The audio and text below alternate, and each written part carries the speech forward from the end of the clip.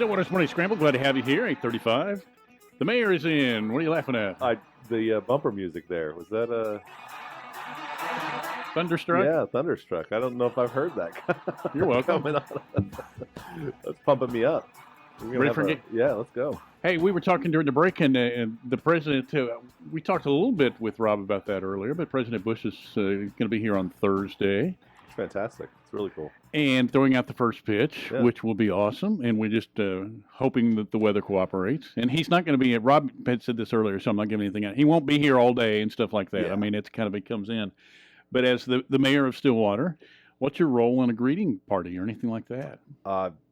There's nothing official, I mean, he's Okay. a guest of the university with, and for this event, I think he and Cecil Albright have been, acquaintances for a while. I think that's kind of how we got him here for this. And so, I mean, there's no official city thing happening or anything like that. There's no reception for him. I mean, he's coming in, throwing the pitch, and pretty much heading out, I think, pretty quick after. So, I'm hopeful to get a chance to shake his hand and welcome him to Stillwater, but we don't have anything official planned. Have you ever met a president? I have not. Always having to think about it. I wouldn't have to think about it. I've not met a, in person, met a president, no. Yeah. I haven't even seen one. Really haven't. George H.W. Bush was here, and George W. too. They've both been here. I was in, when did H.W. come? He spoke at commencement. What, 80 I don't know the year. Something? I'm pretty sure I was in elementary school, and I'm pretty sure our class came. Okay. The school, we came to see him speak at the commencement as a class. I don't know. That's the memory I have in my head, but I'm not sure if that's true or not.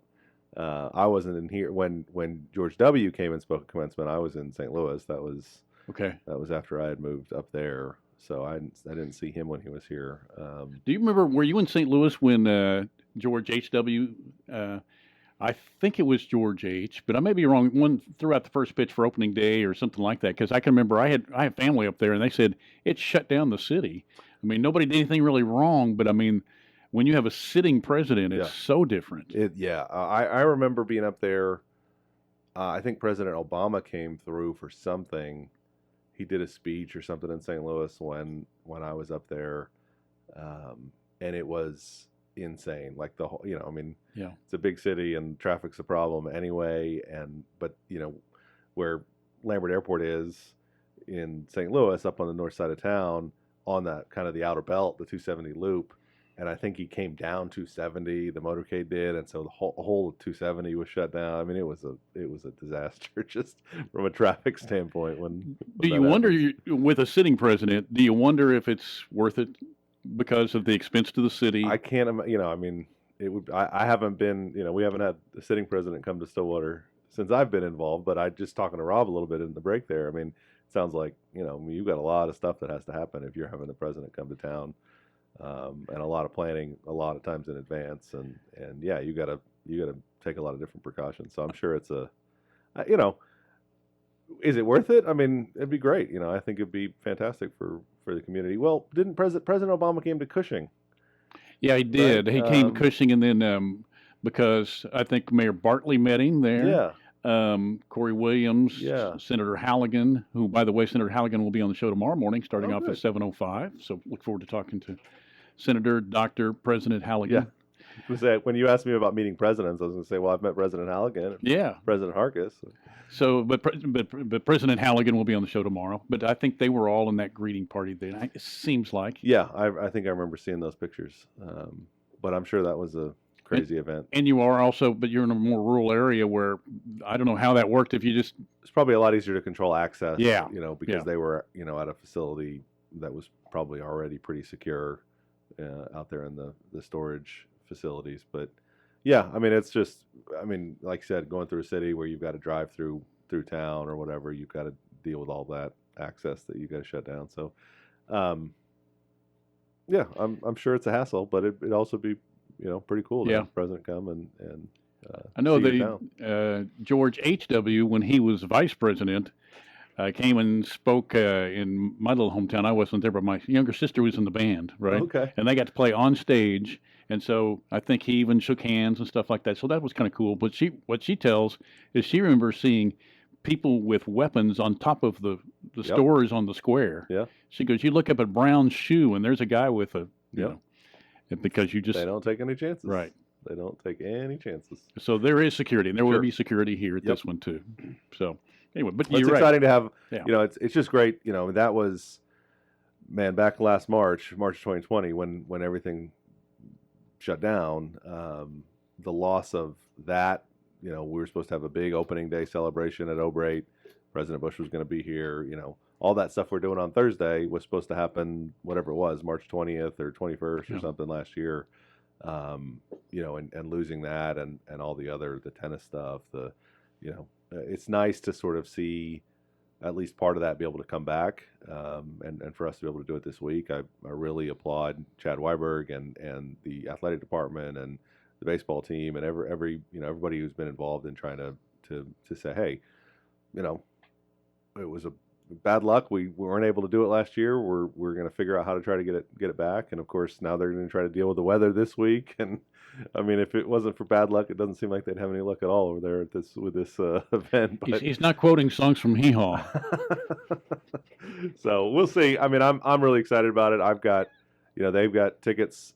They had opened up tickets last week, and I went and made sure, because I've got a couple of my regular, you know, season tickets, but went and bought some extra standing room general admission tickets for the rest of my kids to be able to go, and family. That's cool. You know, because you know, not often you get to see a president or a former president come throw out a first pitch at baseball stadium in your city. So we're excited about it. That's great. Oh, on that topic, and not to get too sports oriented, but of course the Cowgirls got a regional this weekend. Yeah, number 5 seed. 5 seed, and the game starts on Friday. Oklahoma State and Campbell, and I don't know where Campbell is. I'll do more homework later on. Is that in Kentucky? Oh, it probably. I think that rings a bell. It sounds Yeah. true. And then Mississippi State and Boston are the other teams in this regional. But they start on Friday, and then Saturday, and then Sunday is when you have the championship. Due to the NCAA's limited capacity guidelines, tickets will go on sale 1 hour prior to each game at the stadium. And so they're still, and you know, we have small selection of seats anyway. Yeah. And then if those are reduced, and I'm not sure if it'll change during the week or not. So. Yeah, we'll just have to see. I mean, it's great to have the regional. It's great to have them in town, and looks like, you know, from the field they'll have a real good shot at winning that regional, and then hosting the super regional. Yep. Assuming they win, they'll get to host the super regional as well. So yeah, lots of softball still coming up in Stillwater, and hopefully, you know, folks will have a chance. I'm sure the ticket allotments go to they'll have season ticket holders who can get a few of those, at least the ones that go to the team, right, for the team's games. But yeah, it's, you know, it is what it is, right? Yep. So, and we'll be battling the weather then too. But when you think about, if anybody thinks there's nothing going on right now, you've got President Bush throwing out the first pitch on Thursday, softball regional starting right after that. Yep. So there's a lot of stuff going on. And golf regional going on now. Golf regionals right now, yeah. They've got all kinds of events happening in town. It was great to hear from Christy. I mean, seeing the hotel tax revenue come back up, seeing the, people getting back out and getting into town, and we're excited about it. Got a meeting tonight. We do, yep. Second major business meeting of the month, so it's the third Monday of the month, so it's a full business meeting, and as Rob mentioned a little bit earlier, probably the biggest agenda item is adoption of the fiscal year 22 budget. And so we'll do that. We've had our public meetings, and so yeah, it'll be just a vote on adoption of that budget, which is exciting to get that in place, because the fiscal year starts July 1. So we like to get it adopted, and you know, it's got to go to the state, and the state gets it all entered into all their systems, and there's all kinds of, you know. What do you really like about this? And then I'll ask the opposite coming up. But what do you like about the budget? What are you positive about? I think we're seeing in this budget some of the capital projects that we had to shut down for last year. At least we stopped spending, in anticipation that we might not have that money. Well, we were able to open some of those back up. All that money ended up being released, and we've been able to put some more money in the capital fund. So some capital projects. I mean, in capital, if you're not involved in budgets and this kind of stuff, maybe that distinction gets lost sometimes. But there's just the operating funds that just pay the day-to-day salaries, pay for the ongoing sort of maintenance that needs to happen every day, whether you're talking about small road repairs or park maintenance, or keeping City Hall up, or all that kind of just sort of day-to-day general operations stuff. And then there's capital projects, which are bigger, long-term, replacing a building somewhere, or fixing. We've been out and recently done some capital improvements to the utility office, the electric utility offices, and their facility over there on 3rd Street.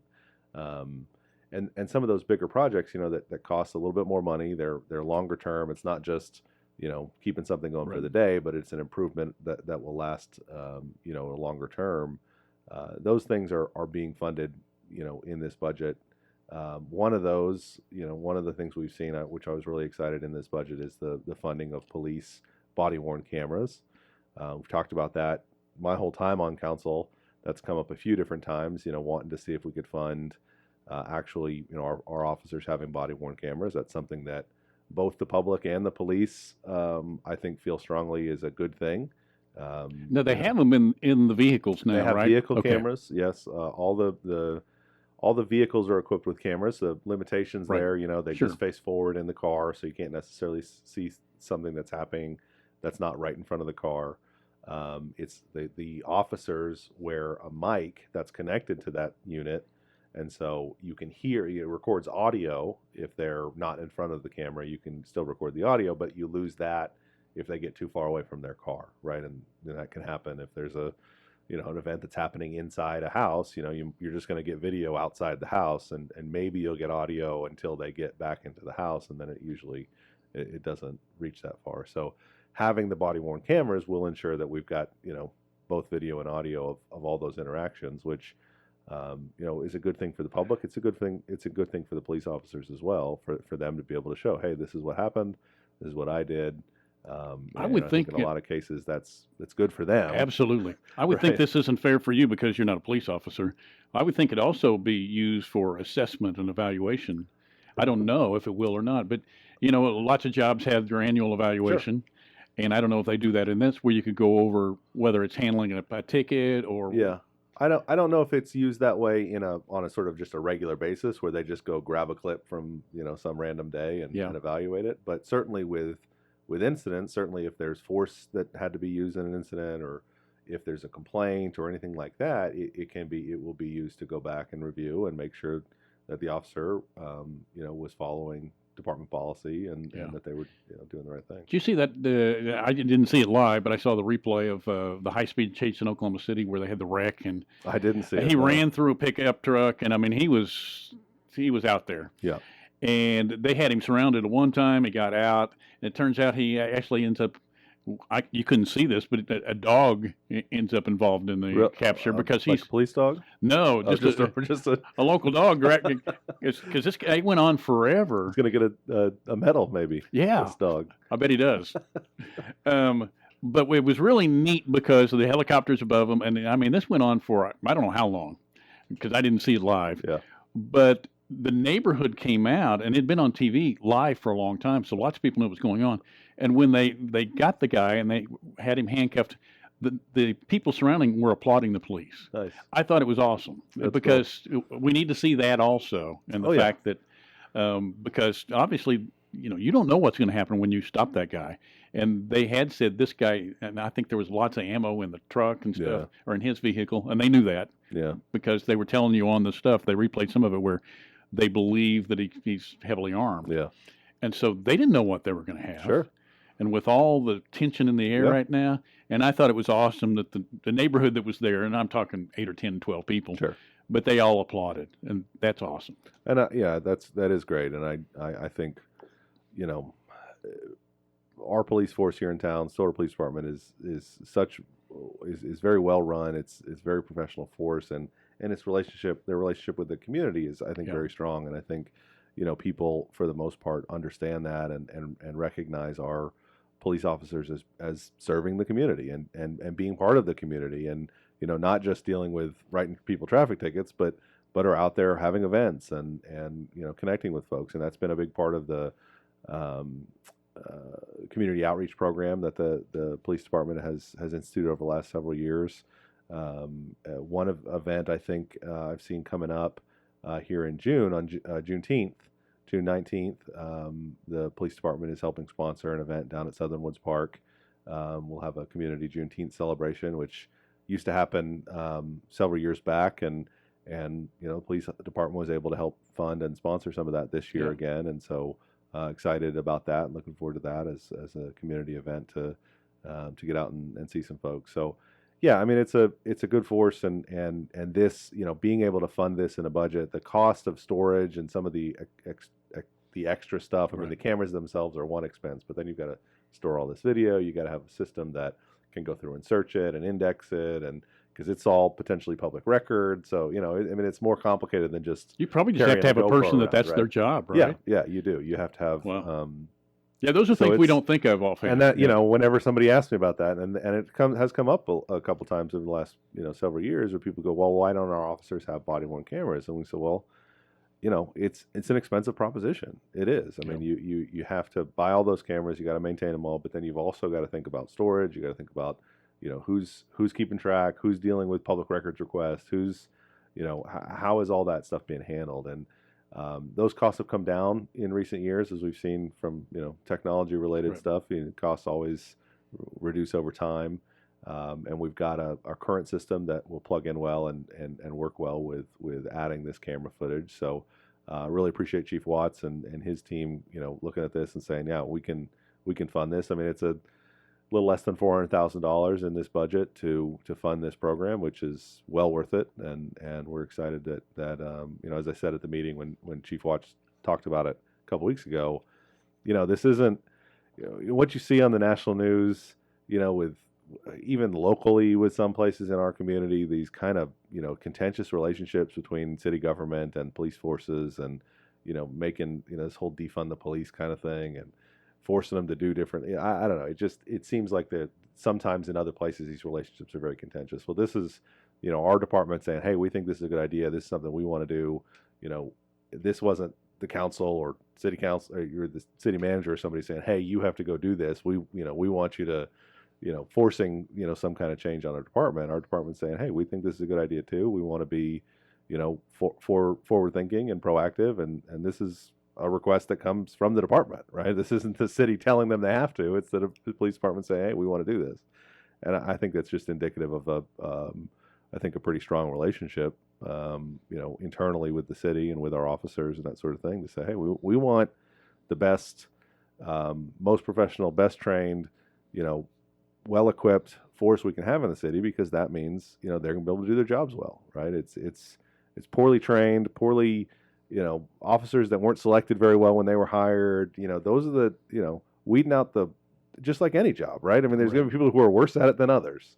And if you can find the people who aren't very good at their job and either not hire them in the first place or, train them to be better at their job, then everybody wins. And I think that's what we focus on in Stillwater. And I feel like we've got to fund it and make sure, hey, we want to make sure our police officers are paid well enough that we can attract good officers, that we can train them to be, to be really great at their jobs. And I feel like we do a good job of that here. Yep, you do get what you pay for. Huh? Yeah, absolutely you do. Yep. You really do. Hey, we'll get a break in here, and then we'll do a final little segment here with the mayor, Will Joyce.